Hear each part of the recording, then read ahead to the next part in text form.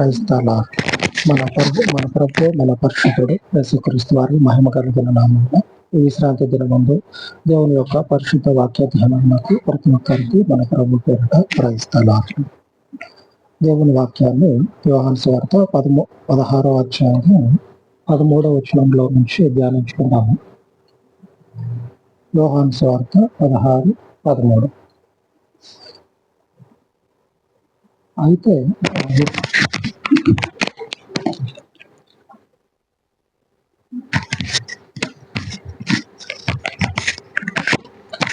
అయితే ఆయన సత్య స్వరూపి అయిన ఆత్మ వచ్చినప్పుడు మిమ్మును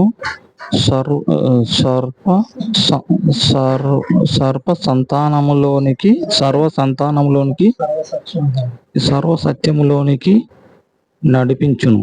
ఆయన లేఖనాన్ని మనము ధ్యానించుకున్నట్లయితే ప్రస్తుతం జరుగుతున్నటువంటి క్రీస్తు యొక్క ప్రజలంగా, క్రీస్తు యొక్క వారసులముగా, ఆయన ద్వారా దేవుని యొక్క పిల్లలంగా మనము చెప్పుకుంటా ఉన్నాం. అది ఇప్పుడు చెప్పుకోవటానికి మునిపే కొన్ని వేల సంవత్సరాల కిందట మనకు ఇప్పుడు ఒక లెక్క ఉంది కదా, 2026 సంవత్సరాలకు ముందు అనగా అప్పుడు ఇప్పుడు మనం చెప్పుకుంటున్నటువంటి విషయాల గురించి రాయబడ్డది. ఏం జరుగుతుందంట, ఆయన యొక్క పరిశుద్ధమైన ఆత్మ వచ్చినప్పుడు ఏం చేస్తుందంటే సర్వసత్యంలోనికి మరొక సత్యం అనేది మనకి ఎదురు పడితే అది కాదు ఇదే సరి అయింది అనే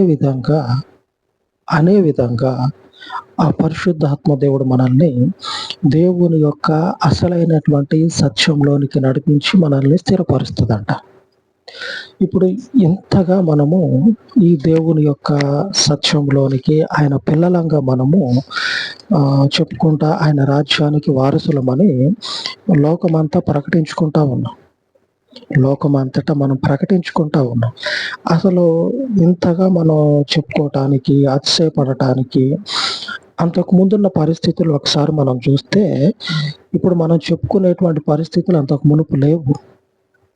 ఇప్పుడు మనం అతిశయపడుతున్నటువంటి పరిస్థితులు అంతకు మునుపు లేవు. అసలు అంతకు మునుపు ఎలాగుంది, దేవునికి మనకి అసలు ఈ సంబంధము, ఆయన వారసులముగా ఉండేంత స్థితి ఈ సర్వసత్యంలోనికి దేవుడు ఎలాగ నడిపించబడిన తర్వాత మనము ఎలాగా ఆయన పిల్లలంగా, ఏ రీతిగా ఆయన పిల్లలంగా, ఆయన వారసులముగా మనము ఇప్పుడున్నాము అనే విషయాలను ఒకసారి లోతుగా ధ్యానిద్దాము. మొదటగా మనకు తెలిసిందే ఏంటంటే భూమి మీద ఉన్నటువంటి ప్రజలందరూ కూడా జాతులు, మతాలు, కులాలు, ప్రాంతాలు ఇట్లాగా వేరుగా ఉన్నారు. భూమి అంతటా అదే ఉంది.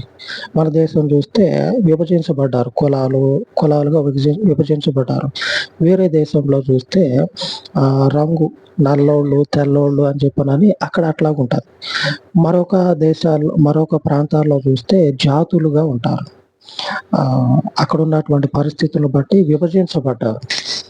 ఆ విభజించబడినటువంటి పరిస్థితుల్లో ఆ ప్రజల మధ్యలోనికి ఒకానొక మనుషుడు పోవాలి అని ఆలోచన చేస్తే ఎలాగ పోగలుగుతాడు? వాళ్ళ మధ్యలోనికి పోయి ఒక బంధుత్వాన్ని, వాళ్ళతో ఒక సంబంధాన్ని కలుపుకోవాలంటే ఎలా కలుపుకుంటాడు? ఒకసారి మనం ఆలోచన చేస్తే అక్కడ ఉన్నటువంటి మనుషుల మధ్యలో ఏదో ఒక బంధుత్వాన్ని ఏర్పాటు చేసుకోవాలి. అప్పుడు వాళ్ళ మనిషిగా మా కులము, మతము, మా జాతి అని పిలువబడతారు. అంతకుముందు ఏదో ఒక బంధుత్వాన్ని కలిగి లేకపోతే ఒక మనుషుడు వారి మధ్యలోకి పోవాలంటే ఏదో ఒక బంధుత్వాన్ని కలుపుకోవాలి.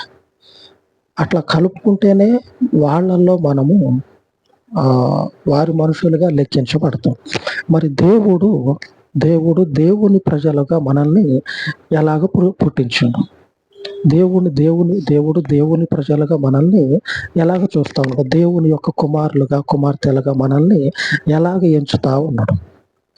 మనం దేవునిలోకి పోలే, అలా దేవునిలోకి మనం పోవాల. మరొకటి దేవుడు మనల్ని కనల.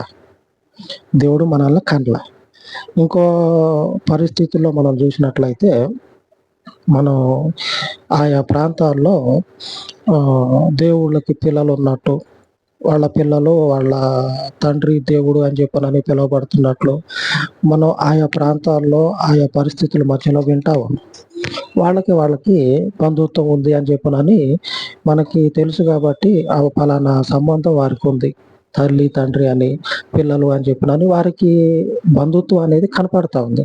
మరి దేవుడు మనల్ని పిల్లలుగా పిలుస్తా ఉన్నాడు, దేవుని పిల్లలంగా మనం ఉంటా ఉన్నాం. దేవుడు అలాగని మనల్ని కనల. దేవునికి భార్య లేదు. ఆయన దేవుడు కాబట్టి, సత్పురుషుడు కాబట్టి, పరిశుద్ధుడైన దేవుడు కాబట్టి మనకున్నటువంటి ఈ సంబంధాలు దేవునికి ఉండవు. యేసు అంటే తండ్రి దేవునికి అటువంటి పరిస్థితులు లేవు, మనకుంటాయి. వివాహం అని ఇట్లాగా పెళ్లిళ్ళు చేసుకోవటం, ఇట్లా బంధుత్వాలు కలుపుకోవటం మనకుంటాయి. కానీ దేవునికి వివాహం అనేది లేదు, తండ్రి దేవునికి వివాహం అనేది లేదు. మనము ఎలాగ దేవునికి కుమారులంగా కుమార్తెలంగా పిలువబడతా ఉన్నాం. మొట్టమొదట్లో దేవుని యొక్క సృష్టి నుంచి చూసినట్లయితే మనము ఎలాగా ఆయన కుమారులుగా పిలువబడతా ఉన్నామో ఆదికాండంలో చూద్దాం. ఆదికాండము 2వ అధ్యాయము 7వ వచనం. 2వ అధ్యాయం 7వ వచనం జాగ్రత్తగా విన్నట్లయితే మనకి దేవుని యొక్క పరిశుద్ధత, దేవుడు మనుషుని ఆలోచన, మనుషుని యొక్క తలంపులు కలిగి ఉండడు. అలాగనే దేవుడు మనలో ఒక మనుషుడు కాదు అనే విషయాలు మనకి బోధపడతాయి. ఆదికాండము 2వ అధ్యాయం 7వ వచనం తీసారా? 2:7. దేవుడైన యెహోవా నేల మంటితో నరుని నిర్మించి వాని నాసికా రంధ్రములలో జీవవాయువును ఊదగా నరుడు జీవాత్మ ఆయను. దేవుని యొక్క సృష్టి, మనుష్యుని ఎడల దేవుని యొక్క తలంపు ఎలాగున్నదంటే, దేవుడు నేల మంటిలో నుంచి అంత మట్టి తీసి ఆ మట్టిని ఒక మనుషుని రూపంగా ఏర్పాటు చేసి ఒక మనిషిగా రూపించి, ఆ రూపించబడినటువంటి మనుషుని యొక్క ముక్కులో, నాసికారంధ్రం అనగా ముక్కుల్లో జీవమును ఊదగా, అంటే జీవించేటువంటి వాయువుని దేవుడు ఊదితే ఆ మనుషుడు, మట్టిలో నుంచి వచ్చినటువంటి మనుషుడు మన రూపము జీవంతో కలిగి ఉన్నాడు. అనగా అప్పటి నుంచి మన యొక్క ప్రయాణం అనేది మొదలైంది. ఇప్పుడు అక్కడ మనం పరిస్థితి చూసినట్లయితే ఎలాగుంది? దేవుడు మట్టిలో నుంచి తీసి మట్టిలో నుంచి కొంత మట్టిని తీసుకొని ఆ మట్టితోటి ఒక మనుషుని ఏర్పాటు చేయబడినటువంటి మనుషుని నాసికా రంధ్రాలలో జీవవాయువు, అనగా ఆ వాయువు అనేది ఆ మనుషుని యొక్క నాసికా రంధ్రాల్లో ఉంటే జీవించగలిగినటువంటి మనుషుడిగా మారిపోతాడు. అటువంటి జీవవాయువుని దేవుడు ఆ మనుషుని నాసికా రంధ్రాలలో ఊదితే అప్పటి నుంచి మనుషుడు జీవించడం మొదలుపెట్టిండు. ఇప్పుడు చూసినట్లయితే మనకు పరిస్థితి ఎలా కనపడుతుంది? దేవుడు అక్కడ ఉన్నాడు, మనుషుడు ఇక్కడ ఉన్నాడు. ఇద్దరి మధ్యలో ఏ రకమైన సంబంధం లేదు. ఇంకేదో దేవుడు ఒక మనుషుని పుట్టించాలనుకున్నాడు, మట్టిలో నుంచి తీసిండు, పుట్టించిండు, అంతే. ఇక దేవునికి మనుషునికి ఏ విధమైనటువంటి రిలేషన్, సంబంధం అనేది లేనే లేదు. దేవునికి మనిషికి ఒకవేళ ఉంటే ఆ సంబంధం ఏ సంబంధం అంటే, ఆయన దేవుడు కాబట్టి, కనికరము కలిగిన దేవుడు కాబట్టి తన యొక్క చిత్తము చొప్పున ఒక మనుషుడిని ఏర్పాటు చేసి, ఒక మనుషుడిని మన్నులో నుంచి తయారు చేయబడినటువంటి మనుషునికి జీవించు అని జీవవాయువునిస్తే జీవించడం మొదలుపెట్టిండు. దేవునికి మనుషుని మీద ఇటువంటి వాత్సల్యత మాత్రమే కనపడతా ఉంది. ఈ ఇద్దరి మధ్యలో ఏ విధమైనటువంటి సంబంధము, రక్త సంబంధం కానీ లేకపోతే బంధుత్వం కానీ ఏదీ లేదు. ఇప్పుడు ఇంతవరకు మీకు అర్థమయ్యే ఉంటుంది, ఏ రకమైనటువంటి సంబంధం లేదు ఇప్పటి వరకు. ఇక అప్పటి నుంచి దేవుడు పుట్టించినటువంటి ఆ మనుషుడిని దేవుడు అప్పటి నుంచి విడువకుండా, ఆ మనుషునిని ఎడబాయకుండా దేవుడు ఏం చేస్తా ఉన్నాడంటే, ప్రతి సందర్భంలో దేవుడు మనుషుడిని కాపు కాస్తా ఉన్నాడు. దేవునికి స్తోత్రం. అందుకే మనం లేఖనాలు అక్కడక్కడ చూస్తూ ఉంటాం, మనకి ఎదురైతా ఉంటాయి. నేను నీకు తోడుగా ఉన్నా అని, నిన్ను విడువను ఎడబాయను అని. దేవుని యొక్క వాత్సల్యత ఎలాగుంటదంటే, మట్టిలో నుంచి తీసినటువంటి మనుషుడు కదా అని చెప్పినని దేవుడు ఆ మనుషుణ్ణి తయారు చేసి ప్రాణం పోసిన తర్వాత, నువ్వు ఒక పక్కకుండు పోరా అని చెప్పినని నెట్టేలా. ఆ మనుషుడు దేవుని చేతి చేత ఎప్పుడైతే రూపించబడ్డాడో, ఆ రూపించబడినటువంటి దగ్గర నుంచి దేవుని యొక్క కనుసన్నల్లోనే జీవించటం మొదలు పెడతా ఉన్నాడు. దేవుడు కూడా ఆ మనుషుడిని ఎన్నడూ కూడా మరువకుండా తన కంటితోటి ఒక కంట కనిపెడతానే ఉన్నాడు. దేవుని వాత్సల్యత ఇంతవరకు మనం చూసినట్లయితే ఏ రకమైనటువంటి సంబంధం లేదు. ఉన్న సంబంధం వల్ల ఒకటే. అంత మట్టి తీసుకున్నాడు, ఒక మనుషుడిని ఏర్పాటు చేసిండు, ఒక మనుషునికి జీవించమని ఊపిరి పోసిండు, అంతే. ఇక అటు తర్వాత నుంచి మనం ఇప్పుడు చెప్పుకుంటా ఉన్నాం కదా, ఏమని చెప్పుకుంటా ఉన్నాం? దేవుడు మనకి తండ్రి. ఈ సంబంధం ఎలాగొచ్చింది? దేవుడు మనకు తండ్రి అని చెప్పుకుంటా ఉన్నాం. అంతకు మునుపు తండ్రి అని మనం చెప్పుకునే అంత ఇదిగా చెప్పుకోవాలి. అప్పుడున్నటువంటి ప్రజలు ఆ ఆదాము అనేటువంటి మనుషుడి నుంచి మన వరకు చూస్తే మనకున్నంత అతిశయము, మనకు కలిగినంత అధికారము అప్పుడున్న వారికి లేదు. ఈ అధికారము మనకి క్రీస్తు ద్వారా అనుగ్రహించబడ్డది. అది ఎలాగనో మనము లేఖనాల్లో చూద్దాం. యోహాను సువార్తలోనే రాయబడి ఉంటది. దేవుని యొక్క పరిశుద్ధ జీవ వాక్యం అనేది అది ఎప్పటికీ నిలబడి ఉంటుంది. ఎప్పటికీ ఈ లోకంలో మనుషుని నిర్మితాలైనటువంటివి కొన్ని సంవత్సరాలు, కొన్ని రోజులు ఉంటాయి. ఈ లోకం కూడా కొంతకాలం ఉంటుంది, తర్వాత అది మాయమవుతుంది. కానీ దేవుని యొక్క జీవ వాక్యం అనేది ఉన్నది చూడండి, ఆయన నోట నుంచి వచ్చినటువంటి ప్రతి ఒక్క మాట అది నెరవేరుతుంది. శాశ్వత కాలము ఇట్లా తరాలు గడిచిపోతా ఉన్నా సరే, ఆయన నోట నుంచి వచ్చినటువంటి ఆ జీవ వాక్యం ఏదైతే ఉందో అది నెరవేరుతుంది. ఇప్పుడు మనకి ఇంత స్థితి కలిగింది, మనకి దేవుడు తండ్రి అని చెప్పనని చెప్పుకుంటా ఉన్నాం. నిజంగానే దేవుని ద్వారా మనకు ఒక సంబంధం అనేది ఉన్నది. ఆయన తండ్రి మనకి. ఆ తండ్రి దేవుడు మన ఎడల ఇంతటి బంధుత్వాన్ని, ఈ విధమైనటువంటి రక్త సంబంధాన్ని దేవుడు మనకి ఎలాగ అనుగ్రహించిండంటే, ఈ మధ్యవర్తిగా ఉన్నటువంటి క్రీస్తు ద్వారా ఆ స్థితిని దేవుడు మనకి కలుగజేస్తా ఉన్నాడు. యోహాను సువార్త 1వ అధ్యాయము 12వ వచనం నేను చదువుతా. యోహాను సువార్త 1వ అధ్యాయము 12వ వచనం. తన్ను ఎందరు అంగీకరించిరో వారికందరికి, అనగా తన నామము నందు విశ్వాసం ఉంచిన వారికి దేవుని పిల్లలగుటకు ఆయన అధికారం అనుగ్రహించాను. లేఖనం స్పష్టంగా తెలియజేస్తా ఉంది. అర్థం ఏంటంటే, తనను ఎందరు అంగీకరించిరో, తనను ఎందరైతే అంగీకరిస్తారో వారికి అందరికీ, అనగా ఆయన నామాన్ని విశ్వసించిన వారికి దేవుని పిల్లలగుటకు ఆయన అధికారం అనుగ్రహించారు. ఈ అధికారం ఎలాగొస్తా ఉన్నదంటే, తండ్రి దేవుడు ఒక స్త్రీ ద్వారా జన్మించి, క్రీస్తుగా జన్మించబడినటువంటి ఈ క్రీస్తు మన పక్షంగా, మన మీద పాపం ఉంది కదా. మొట్టమొదట్లోనే ఒక విషయం చెప్పుకున్నాం, ఏంటిదంటే దేవునికి వివాహం అనేది కానీ, లేకపోతే భార్య అనే పరిస్థితి కానీ లేదు. ఆయన పరిశుద్ధుడైన దేవుడు, పరిశుద్ధుడైన ఆ పరిశుద్ధుడైనటువంటి దేవుని కుమారులుగా మనము ఎలాగుంటాం?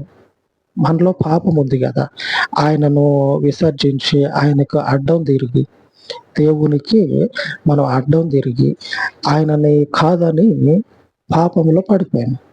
మన మీద పాపం అనేది ఉన్నది. మరి పరిశుద్ధుడైనటువంటి దేవునికి మనము కుమారులుగా ఎలాగుంటాం? కుమారులుగా కుమారులుగా మనం ఉండాలంటే దేవుడు ఏం చేస్తా ఉన్నాడంటే, దేవుడే మనుషునిగా ఒక స్త్రీ ద్వారా జన్మించి, ఆ జన్మించినటువంటి ఈ క్రీస్తు చనిపోవాలి. రక్తము ఎందుకు చిందించబడాలంటే, ఒక మనుషుని యొక్క ప్రాణము రక్తము. మన శరీరంలో రక్తం లేదనుకోండి, ప్రాణం అనేది ఉండదు. ప్రాణం అనేది ఉండదు. ఎందుకంటే మనం అప్పుడప్పుడు మనకి తెలిసిందే, ఇక్కడ మణికట్టు దగ్గర అది నాడి ఉంటది కదా, మణికట్టు దగ్గర ఇక్కడ నాడి ఉంటది. ఈ నాడిని కొద్దిమంది కట్ చేసుకొని చనిపోతా ఉంటారు. అక్కడ కట్ చేస్తే రక్తం అనేది అంతా పోతుంది శరీరంలో నుంచి. రక్తము శరీరంలో నుంచి పోయిందంటే ఆ మనుషుని యొక్క ప్రాణం పోతుంది. అంటే మనుషునిలో జీవం అనేది ఉండదు. మనలో జీవం అనేది ఉండాలంటే రక్తం అనేది ఉంటేనే మనము జీవిస్తాం. అనగా దేవుడు ఏం చేస్తా ఉన్నాడంటే, ఒక స్త్రీ ద్వారా క్రీస్తుగా జన్మించినటువంటి ఈ క్రీస్తు పరిశుద్ధుడు కదా. ఇప్పుడు ఈ పరిశుద్ధుడైనటువంటి క్రీస్తు ఆయనను ఎందరైతే అంగీకరిస్తారో వారందరూ కూడా దేవుని పిల్లలైతారు. ఎప్పుడంటే ఆయన ఇప్పుడు అంగీకరించేటువంటి వారి పక్షంగా ఆయన చనిపోవాలి. ఎందుకంటే ఇప్పుడు మనందరం పాపంలో ఉన్నాం. మన పాపం ఎట్లా పోతుంది? ఒక గొర్రె పిల్లని తీసుకొచ్చి మన పక్షంగా దానిని బలిస్తే మన పాపాలన్నీ దాని మీద పడి మన పక్షంగా మనం చనిపోవాల్సిన ప్లేస్లో ఆ గొర్రె పిల్ల చచ్చిపోతుంది. మనకు ప్రతిగా బలులు ఎందుకంటే ఇచ్చేది మనకు ప్రతిగా మనం ఉండాల్సినటువంటి స్థితిలో దేవుడు మనల్ని అంగీకరించాలి. ఎందుకంటే మన మీద పాపం ఉంది. ఆ పాపం పోవాలంటే మన తరపున ఆ నోరు లేని మూగజీవాన్ని బలిస్తా ఉంది. ఇప్పుడు దేవుడు ఒకటేసారి మన పక్షంగా బలైతా ఉన్నాడు. ఆయన రక్తము పోవాలి. ఆ రక్తము భూమి మీద పడి ఆయన చనిపోతేనే ఆ రక్తాన్ని మనము ఆ పరిశుద్ధ రక్తాన్ని అంగీకరిస్తే, ఆ రక్తంలో మనం కడగబడితే, ఆ నామమునందు మనం విశ్వాసం ఉంచితే, అప్పుడు ఆ పరిశుద్ధ రక్తంలో ఉన్నటువంటి నీతి, ఆ పరిశుద్ధ రక్తంలో ఉన్న పవిత్రత మన మీదకు వస్తుంది. మనము నీతిమంతులుగా మారుతాం. ఇప్పుడు అర్థమైందా? నీతిమంతులుగా మారుతాం. ఇట్లా నీతిమంతులంగా మారిన తర్వాత అప్పుడు మనం దేవుని పిల్లలు. దేవుడు ఒక స్త్రీ ద్వారా క్రీస్తు రూపంగా మన ముందు ఉన్నాడు. ఇప్పుడు అదే క్రీస్తు రక్తంలో మనము కడగబడ్డం అనుకోండి. ఇప్పుడు క్రీస్తు ద్వారా మనము ఏమవుతుంది? దేవునికి పిల్లలమవుతాం. అందుకే లేఖనం ఏమంటా ఉందంటే, తనను ఎందరు అంగీకరిస్తారో, అనగా అర్థం ఏంటంటే పక్కనే ఉంది, అనగా తన నామమునందు ఎందరైతే విశ్వాసం ఉంచుతారో ఆ విశ్వాసం ఉంచిన వారందరూ కూడా దేవునికి పిల్లలైతారు. మనము దేవుని రక్త మాంసాల్లో చేయి వేయటం అంటే అర్థం ఏంటంటే, మన మీద లోకానుసారంగా వచ్చినటువంటి ఆ పాపం ఉంటుంది కదా, ఆ పాపం అంతా కూడా ఈ క్రీస్తు రక్తంలో కలిపేసి క్రీస్తు రక్తంలో ఉన్నటువంటి పరిశుద్ధతని మనము పొందుకుంటా ఉన్నాం. ఇప్పుడు క్రీస్తు రక్తములో మనము భాగమైనం కాబట్టి క్రీస్తు ద్వారా క్రీస్తులో మనము దేవునికి బంధువులు, దేవునికి కుమారులు. ఆమేన్. ఇప్పుడు అర్థమై ఉంటుంది. ఈ రీతిగా మనకి దేవునితో సంబంధం ఏర్పడ్డది, ప్రత్యక్ష సంబంధం. మొదట్లో చెప్పుకున్నాం, పలానా దేశంలో పలానా ప్రాంతంలో మనం వాళ్ళ మధ్యలోకి పోవాలి అంటే ఒక బంధుత్వాన్ని కలిగి ఉండాలి. ఏ బంధుత్వం లేకుండా వాళ్ళ మధ్యలోకి పోతానంటే చంప పగల కొడతారు, రానివ్వరు. వాళ్ళ మధ్యలోకి ఎవరా నువ్వు మా మధ్యలోకి వచ్చినావు అని అంటారు. దేవుని దగ్గరికి పోతే ఆయన పరిశుద్ధత మనుషుడిని ఏం చేస్తుంది అంటే చంపేస్తుంది. మనుషులన్నా చంపకేసి కొట్టి పోరా అని చెప్పిన నెట్టేస్తారు. ఇక కాదు కూడదని దేవుని సన్నిధిలోకి పోతే అపవిత్రుడిగా ఉండిపోతే మనుషుడు చనిపోతాడు. అలాగ చనిపోయినటువంటి దాఖలాలు కూడా మనకి పాత నిబంధన కాలంలో ఉన్నాయి. దేవుని పరిశుద్ధమైనటువంటి ఆ ఉపకరణాలు, ఆ ఆ దేవుని యొక్క సేవ కొరకు వాడబడేటువంటి పరిశుద్ధ వస్తువులు ముట్టి చనిపోయిన వారు ఉన్నారు. దేవుని యొక్క పిల్లలంగా, ఆయన యొక్క పరిశుద్ధ జనాంగంగా, దేవుని రక్త మాంసాల్లో నుంచి దేవుడు మనకి ఈ రోజున ఆ ప్రత్యక్ష సంబంధాన్ని ఇస్తా ఉన్నాడు. మొదట్లో మనం చెప్పుకున్నాం ఏమనంటే, ఈరోజు లేఖనము ఆత్మ వచ్చినప్పుడు మనల్ని సర్వసత్యంలోనికి నడిపిస్తుంది. కొన్ని వేల సంవత్సరాలు గడిచిపోతే ఆయన వాక్యము నెరవేరితే ఇప్పుడు మనకి ఇది పరిస్థితి అని అర్థమవుతా ఉంది. ఇది పద్ధతి అని మనకు అర్థమవుతా ఉంది. అంతకు మునుపు మొట్టమొదట్లో, మధ్యలో ఈ ఆత్మీయ జీవితంలో ఉన్నటువంటి వారికి ఎటువంటి కన్‌ఫ్యూజన్ ఉండేది. ఎటువంటి వాళ్ళు ఏదంటే 2 ఆలోచనల మధ్యలో తడబడి ఉంటారు. ఆ తడబాటు లేకుండా ఈ ఆత్మ ఏం చేస్తదంటే, ఈయన మాత్రమే నిత్య జీవి. సర్వసత్యంలోనికి నడిపించుకుంటా పోతాడు. ఇప్పుడు నేను చెప్పుకుంటా వచ్చా కదా! ఈ పరిస్థితులన్నీ కూడా మనము దాటుకొని ఆయన క్రీస్తు ద్వారా దేవునిలోనికి మనము వారసులముగా అడుగుపెడతా ఉన్నాం. దేవునితో మనము ప్రత్యక్ష సంబంధం కలిగి ఉన్నాం. దేవుడు మనకి తండ్రి ఇప్పుడు. దేవుడు మనకు తండ్రి ఇప్పుడు. ఎందుకంటే క్రీస్తు మన పక్షంగా వధించబడ్డాడు. వధించబడినటువంటి ఆ రక్తంలో మనము చెయ్యి ఏసినమంటే, అనగా ఆయన యందు మనము విశ్వాసం ఉంచినమంటే, మనము ఆయన యొక్క కుమారులము, కుమార్తెలము. ఆమేన్. దేవునికి మహిమ కలుగును గాక. దేవుడు తన వాక్యాన్ని దీవించును గాక. ఆమేన్.